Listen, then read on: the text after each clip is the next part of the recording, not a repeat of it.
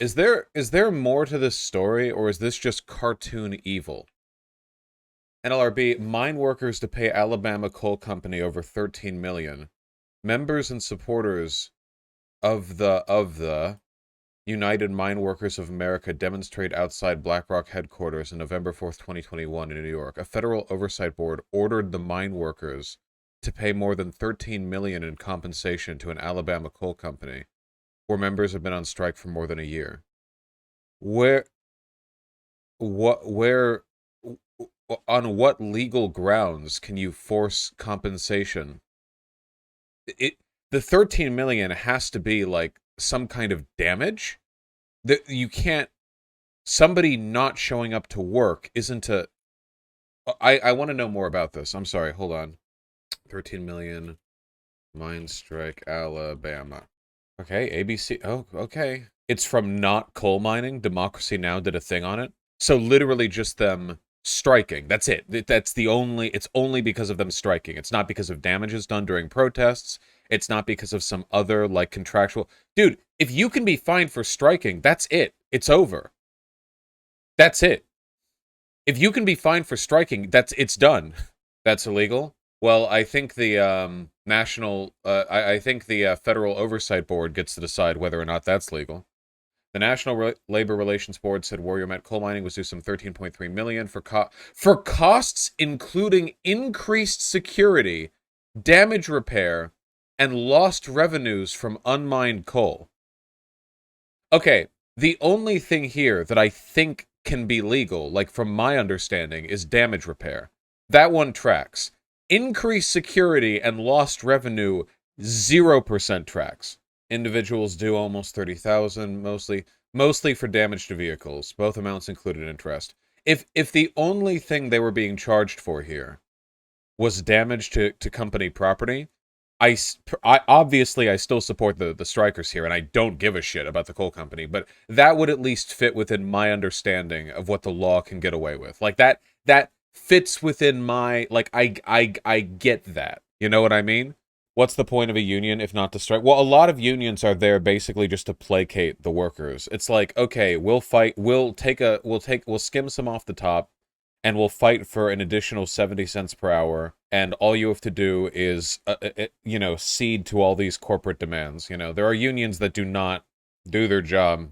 Is it now the policy of the federal government that unions be required to pay a company's losses as a consequence of their members exercising their rights as working people? This is outrageous and effectively negates workers' right to strike. It can't stand. Yeah, if you can be charged for lost revenue on account of a strike, then you essentially can't strike in America. If the government can be like, oh, you had a strike, oh well, now you owe your former business $30,000, then you can't strike. That's not a real right anymore. A company rep did not immediately return emails seeking comment, hopefully because they were being strangled to death by a fucking union, man. Jesus Christ. The union and company signed an agreement providing the union pay damages for strike misconduct, and the board approved it. The agency is currently assessing the cost. This is what I mean by cucked unions. Also, how does strike misconduct include lost revenue from strike? That's not misconduct. That's just the strike. You can't say pay damages for strike misconduct, and the misconduct is the thing inherent to striking. Oh, you can strike. Just make sure you still show up to work, so we don't lose any profits off your labor. If there's not agreement with the region's ultimate conclusion, the region will commence it and proceed. Okay, so what I'm guessing here is that there is legal grounds based on the contract for compensation with regards to like vehicle damages or whatever, but the company filed for restitution based on lost profit as well, and this cuck-ass federal oversight board was like, oh yeah, sure, the contract says strike misconduct demands compensation. Yeah, that was pretty mean of them denying you your profits. That's probably what happened. So this is probably like a wild fucking like overreach of the stipulations in the contract from anti-labor bureaucrats in the oversight board. That's my guess. It's not over. They're going to court. Yeah, I see this.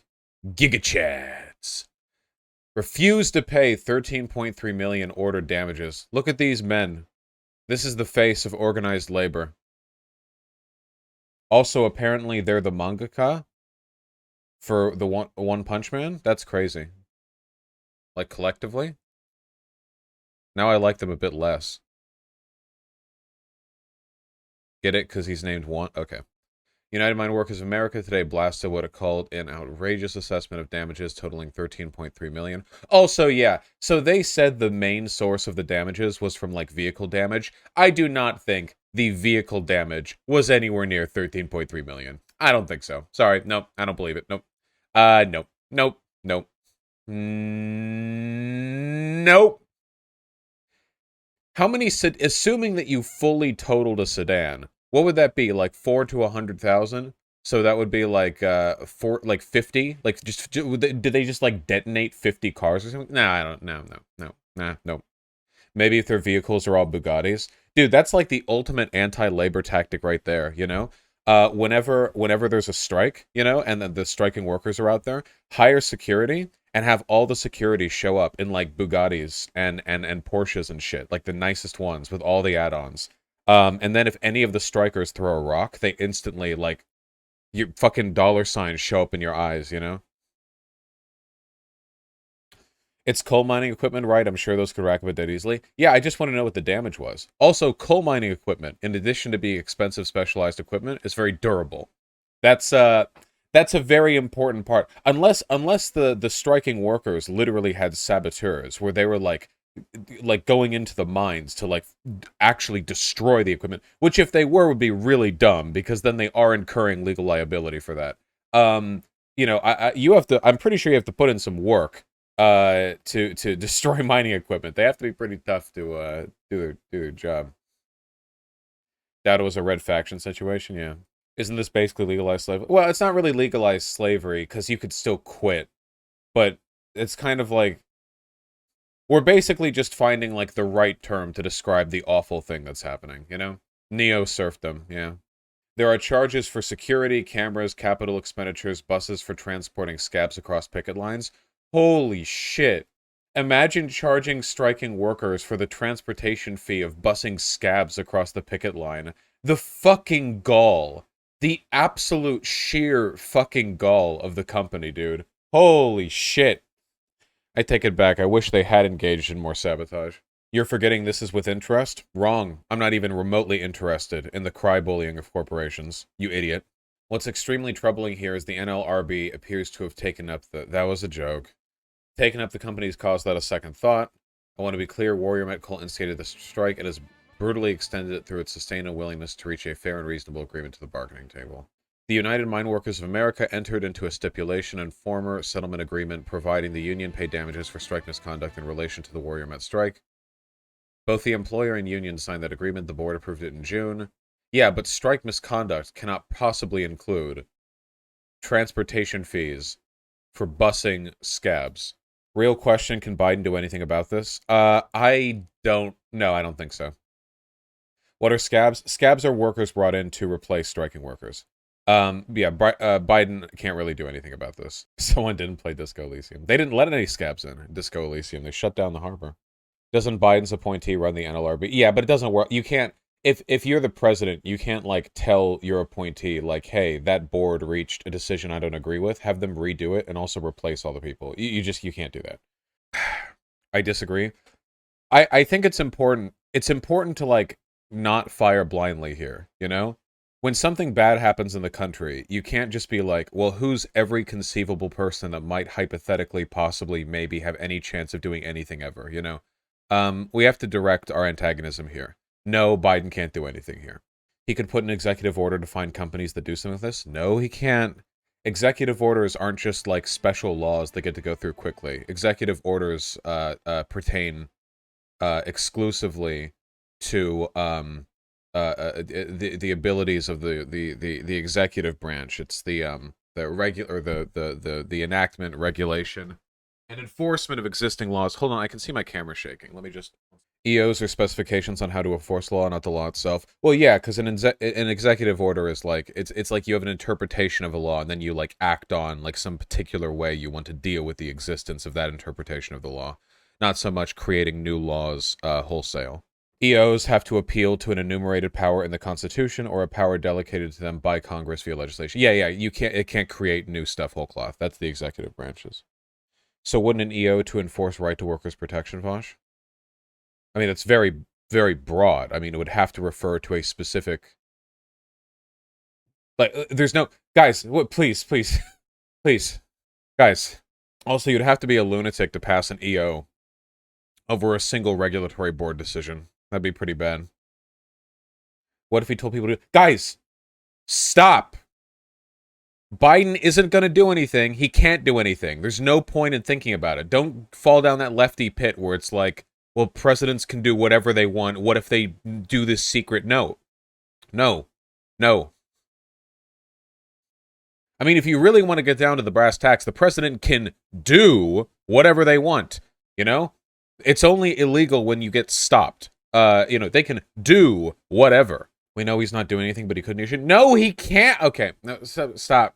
You guys are you're gonna make me sound like a liberal because you don't know what EOs do. Like, lefties do this all the time.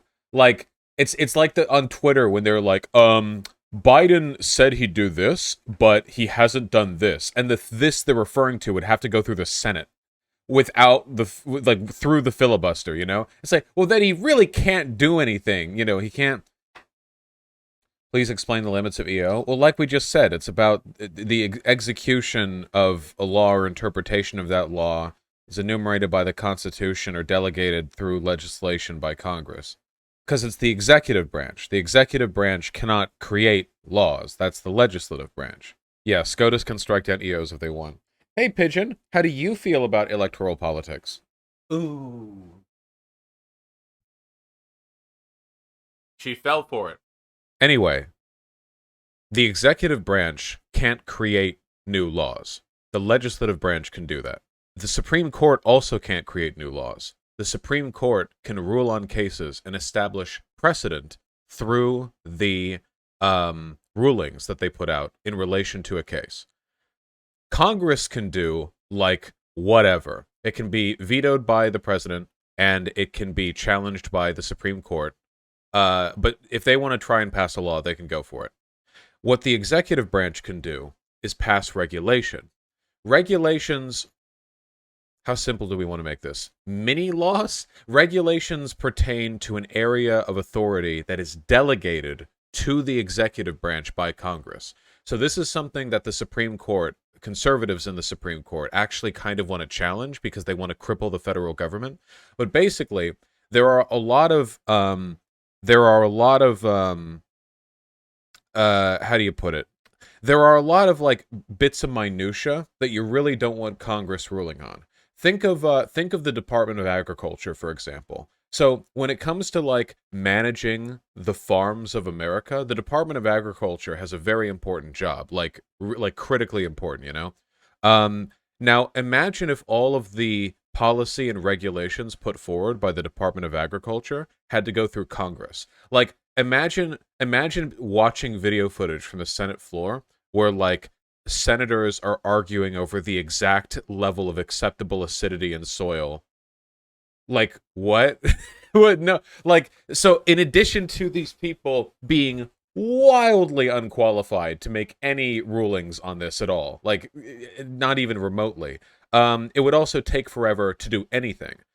So, to solve that problem, the Congress delegates certain administrative responsibilities to the executive branch. The executive branch creates departments, you know, Department of Agriculture, Department of Transportation, and bureaucrats, unelected bureaucrats in those departments, which are led by appointees in the cabinet of the president, make regulatory decisions on more technical bureaucratic minutia. You know, Department of Energy, you know, you want like the stuff that you want specialists working on. You know, altogether, it's actually a pretty decent system. Apart from the fact that presidents are kind of a revolving door situation, and and they'll like appoint new people at the head of all these departments all the time, so a bunch of 30-year bureaucrats have like some new ideological lunatic like ruling over them every 4 years. Apart from that, the delegation of some responsibilities to the regulatory apparatuses of the executive branch is actually a decent system, which is why the conservatives want to dismantle it. So you're against a parliamentary system? I think a parliamentary system could be fine. Apparently, the National Labor Relations Board is invested by Trump employees. Somehow, that's not surprising to me. I was going to say it earlier. I was going to wonder, but like, honest to God, being anti-labor is kind of a bipartisan thing, so I didn't know how much that'd be. Either way, genuinely disgusting. But NLRB is a delegated power, so say that there's a good reason not to do anything, but do not say he can't do anything because he can. Okay, to be more clear, anyone can do anything until somebody shoots them.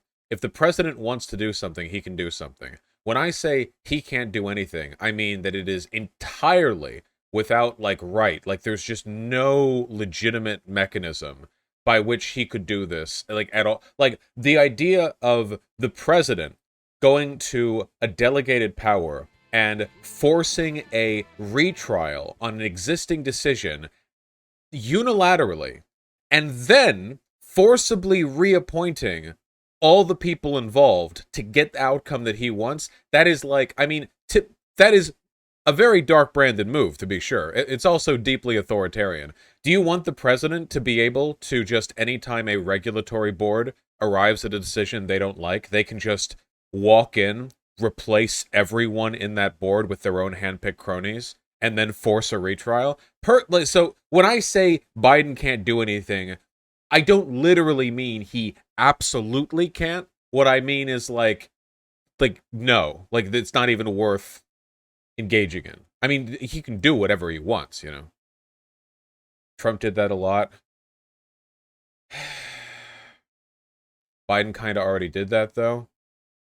Trump officials at Labor Board ousted by Biden after resisting removal. National Labor Relations Board General Counsel Peter Robb's firing is hailed by union officials and Democratic.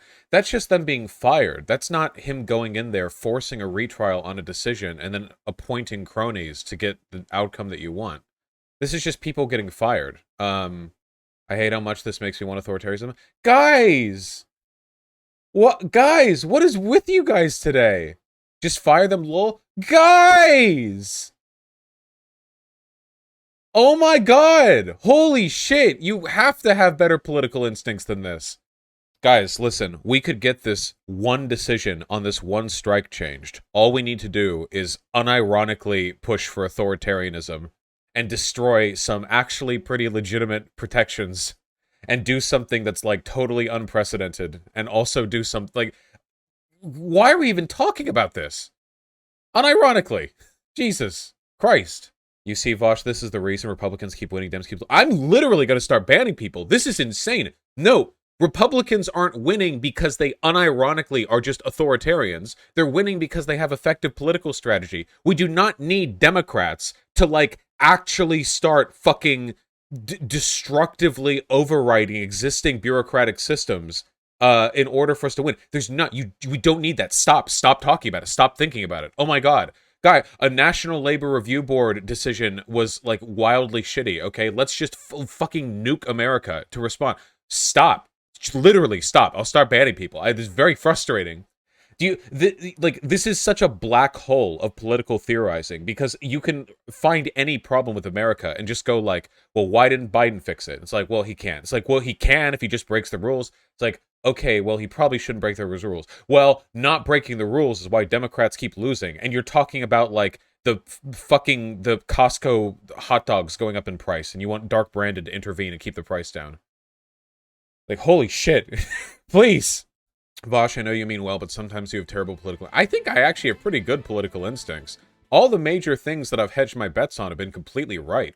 All the broad electoral stuff, all the arguments about fascism rising, and, like, the rhetoric about minority groups being used as a pretext to justify, like, further right takeover. I think basically every major point that I've ever, like, hit on has been... Hi, Pigeon! It's been kind of validated. Meow! She's just a little meow. Woo! Okay. I think people want an activist president. Like, imagine if Biden had Jon Stewart energy. I don't. I want an activist president too. I would not want a president to respond to specific bad NLRB decisions by directly intervening, reforcing the decision, and then replacing all the uh, guys. Don't get me wrong. I'm outcome oriented, but this is a really, really, really, really, really, really dumb way of trying to solve political problems. It just feels like there's an infinitely expanding bag of tricks the Conservative Party can draw from, and Dems are like, sorry, can't, my cat said so. Me saying that as a Dark Brandon starts extrajudicially executing Republican shit posters on Twitter. The idea that Democrats should do more does not then mean every bad thing a Democrat can do is justified. That doesn't necessarily follow. Neo, I was not joking when I said I'd ban you. Or anyone else. Stop. Holy shit. Oh my god. We get it. Republicans cheat and we don't. That doesn't mean you should do this thing. Holy shit. Stop. Yeah, let's set a precedent that Republicans abuse. It's not even about Republicans abusing it. It's just a stupid way of, it's like, oh, some outcome that I didn't like happened. Well, what if the president broke 87 law? Like, the American political system is like a 3D maze, and you guys are like firing a bullet from the president's position to the fucking NLRB board decision on the one strike. Like, there's like an incredibly complex and nuanced way that you can address any of these issues. And you guys are like, well, what if the president just did like, just did.